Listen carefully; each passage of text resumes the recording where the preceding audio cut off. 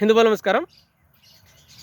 బంగ్లాదేశ్లో జరుగుతున్నటువంటి ఘాతుకాలకు వ్యతిరేకంగా, ఇందులో పైన జరుగుతున్నటువంటి అఘాయిత్యాలకు వ్యతిరేకంగా ఏ పార్టీ మాట్లాడింది అంటే అది ఒక బీజేపీ పార్టీ మాత్రమే.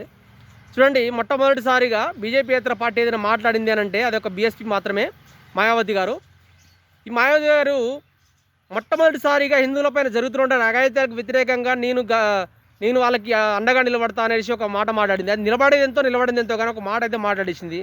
అయితే చూడండి, దేశంలో ప్రధాన ప్రతిపక్షమైనటువంటి ఈ కాంగ్రెస్ నడిపిస్తున్నటువంటి యువ నాయకుడు ఎవరైతే ఉన్నారో ఈ రాహుల్ గాంధీ గారు ఒక్కనాడైనా ఎన్నడైనా కనీసం చూద్దామన్నా కానీ కనీసం మాట వరుసకు కూడా ఒక మాట కూడా మాట్లాడలేదన్నమాట, హిందువుల పక్షాన ఉంటామనేసి. చూడండి, వీళ్ళకి హిందువులు అంటే అక్కర్లేదు, అసలు హిందూ ధర్మం అంటే వీళ్ళకి అక్కర్లేదు. కానీ నేను హిందువునని చెప్పుకోవడానికి ఈ ఓట్ బ్యాంక్ రాజకీయం కోసం ఏం చేస్తారంటే అయినా అప్పుడప్పుడు ఏదో గుళ్ళకి వెళ్ళేసి పూజ చేసినట్టుగా కొద్దిగా నటిస్తాడనమాట. అయితే అన్న, నీకు మాట చెప్తున్నా వినే, నీకు హిందువుల ఓట్లు అక్కర్లేదనేసి ఒక్కనాడు ఒక ప్రెస్ మీట్ పెట్టేసి ఓట్లకు వెళ్ళాను ఒకసారి.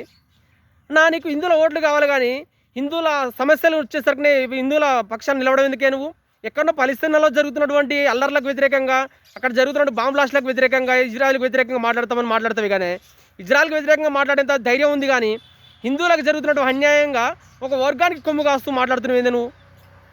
ఒక్కనాడైనా కనీసం చూద్దామన్నా కూడా మాట్లాడటం అయితే నువ్వు ఈయనగా మాట్లాడతాడు, నేను ఒక రాజ్యాంగాన్ని కాపాడుతాను అంటాడు.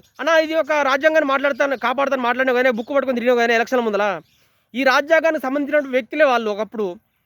సరే, ఇప్పుడు వాళ్ళు విడిపోయి ఉండొచ్చు, కానీ వాళ్ళు ఒక హిందువులన్న ఒక కారణంతో నువ్వు హిందువుల పక్షాన ఒక్కనాడైనా ఏనాడైనా మాట్లాడవచ్చు. అదే ఇప్పుడు అక్కడ ఒక ముస్లింకి కనుక జరిగి ఉంటే నువ్వు ఈ విధంగానే మాట్లాడి ఉండేవాడివా? అరిచి గగ్గోలు చేసి వాళ్ళ పక్షాన్ని ఎందుకు నిలబడతలేరు అనేసి ఇక్కడ బంధువులు రాస్తారోకలు చేసి ఉండేటి వాళ్ళు. ఇక్కడ హిందువులకు వచ్చేసరికనే వీళ్ళకి హిందువులు అంటే అందరూ కలిసికట్టుగా ఉండరు. నీవు 100 రూపాయల నోటు 500 నోటు ఇచ్చేస్తే కథం వీళ్ళంటే నాకు ఓటేస్తారన్న ఒక అహంకారంతో ఉన్నారు. కానీ ఇంతసేపటికి హిందువుల పక్షం నిలబడదామని అక్కడ జరుగుతున్న అన్యాయాలకు వ్యతిరేకంగా మాట్లాడదాం అనేసి ఒక్కనాడని ఏనాడు కూడా మాట్లాడలేదు వీళ్ళు. హిందువులారా, ఇప్పటికైనా గమనించండి, మన ధర్మం కోసం ఎవరైతే పాటుపడుతారో, మన దేశం కోసం ఎవరైతే పాటుపడుతారో మీరు గమనించుకోండి. ఓట్లు వేసినామా అంటే గుడ్డెద్దు చీల పడ్డట్టుగా మేసుకుంటూ పోవడం కాదన్నా. మన ధర్మం కోసం, దేశం కోసం ఎవరైతే పనిచేస్తారో చూసి మరి ఓటేసుకోండి.